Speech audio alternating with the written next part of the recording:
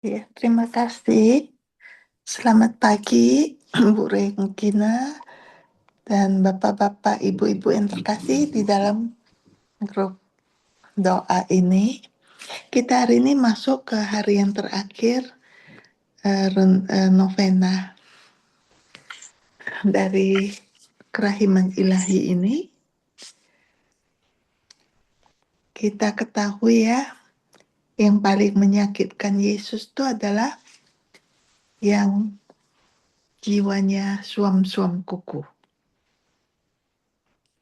Jadi hari ini, hari terakhir, kita sama-sama mendengarkan apa yang dimaksud dengan jiwa yang suam-suam kuku. Itu adalah dikte dari Yesus langsung kepada Suster Faustina setiap hari selama 9 hari, doa-doa intensi dari novena kerahiman ilahi. Jadi hari ini berfokus pada jiwa-jiwa yang suam-suam kuku.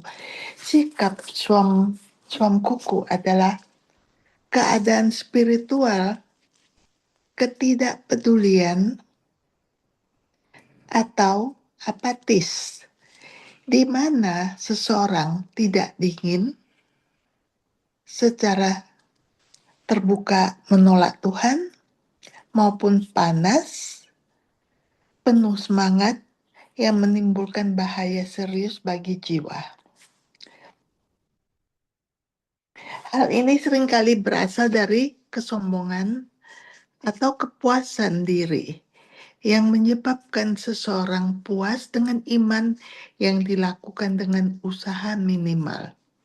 Mereka yang tidak menolak maupun dengan sungguh-sungguh memeluk Tuhan yang menyebabkan Yesus sangat menderita.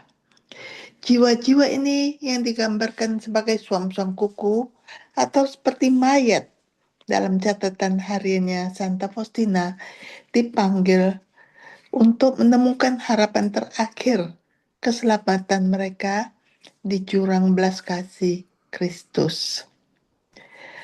Luka di hati Yesus, jiwa-jiwa yang suam kuku menyebabkan Yesus di Taman Getsemani merasa sangat jijik. Sikap apatis mereka adalah penolakan diam-diam yang menusuk hatinya, mewakili kegagalan untuk mengasihi bahkan tanpa secara terang-terangan menentangnya.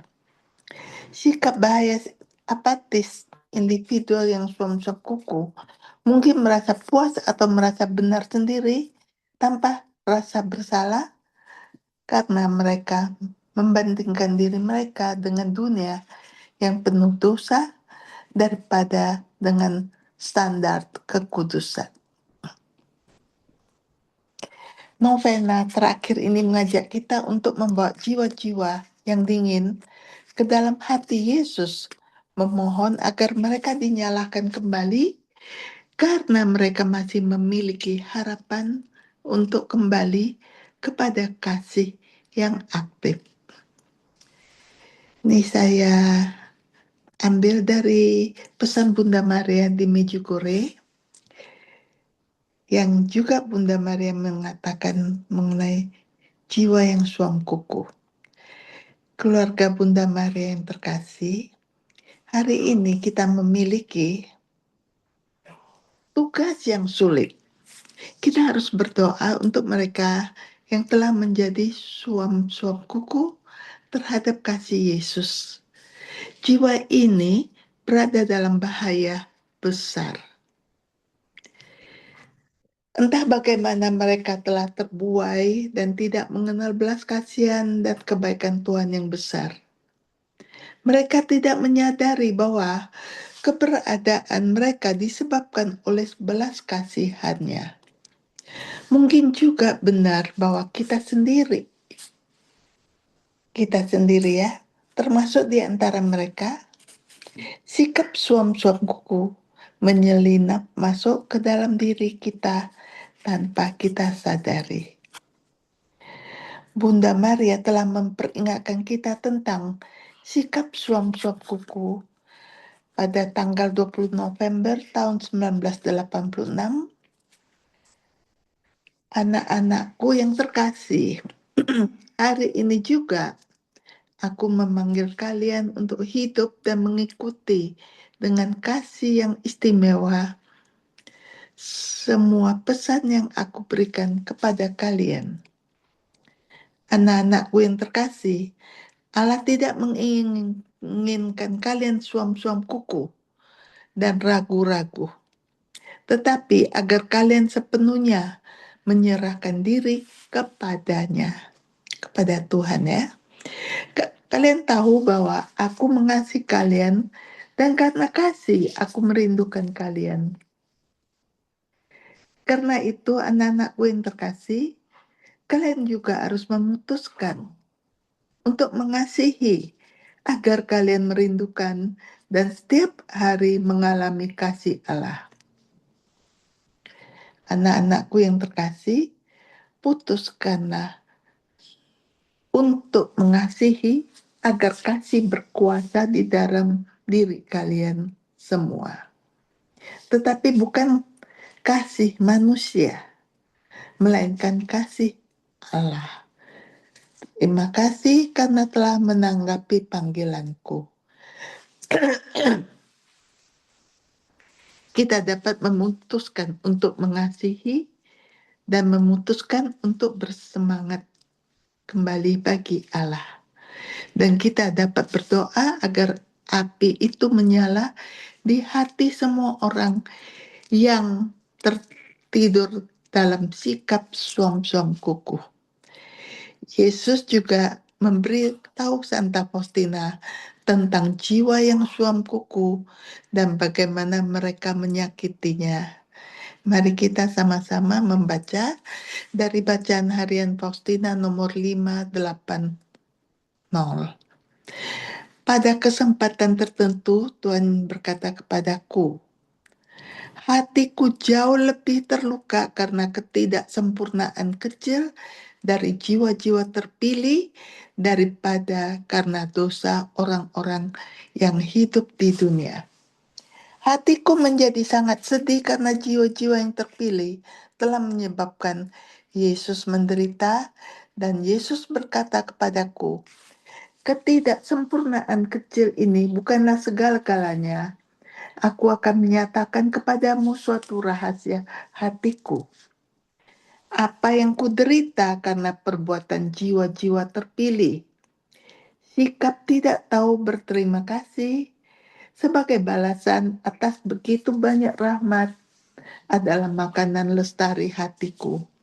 Kalau itu dilakukan oleh suatu jiwa yang terpilih, kasih mereka suam-suam kuku, dan hatiku tidak dapat menahannya. Jiwa-jiwa ini memaksa aku menolaknya. Ada juga jiwa-jiwa terpilih yang tidak percaya akan kebaikanku dan tidak ingin mengalami kemesraan yang membahagiakan dalam hati mereka. Tetapi pergi jauh mencari aku dan tidak menemukan aku. Ketidakpercayaan kepada kebaikanku ini amat sangat melukai hatiku. Kalau kematianku tidak dapat meyakinkan engkau tentang besarnya kasihku, dengan apalagi aku akan meyakinkan engkau.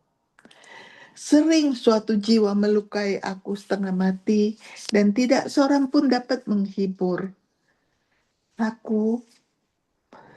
Mereka menggunakan rahmatku untuk menyakiti hatiku. Ada jiwa-jiwa yang meremehkan rahmatku, yang adalah bukti dari segenap kasihku. Mereka tidak ingin mendengarkan panggilanku, tetapi meluncur ke jurang neraka. Lenyapnya jiwa-jiwa ini menghempaskan aku ke dalam duka cita yang amat pedih.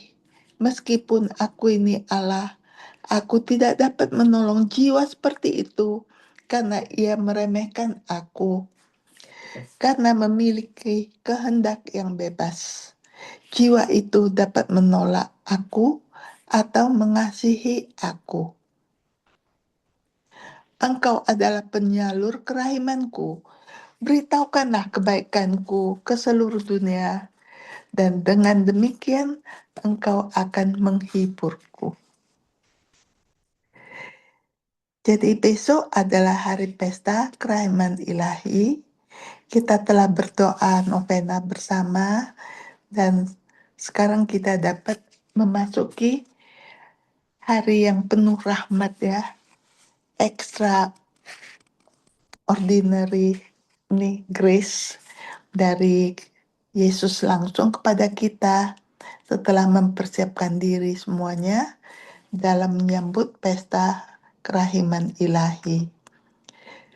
Jadi kita tutup dalam doa kita. Yesus, nyalakanlah api kasih-Mu di dalam diri kami.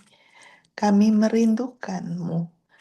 Ajarilah kami untuk haus akan-Mu, seperti Engkau haus akan kami. Amin.